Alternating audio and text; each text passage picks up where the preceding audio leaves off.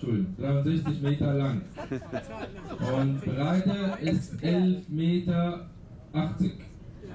Übrigens, mehr wie 14 Meter breit kann kein Schiff gebaut werden. Wegen Schleuse. Schleuse ist 16 Meter breit, da kann kein Schiff durchfahren, wenn das Schiff mehr wie 15 Meter ist.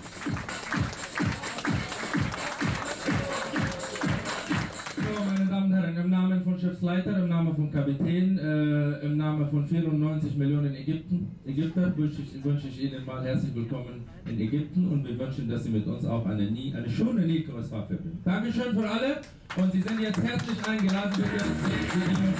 Dankeschön, danke, guten Abend.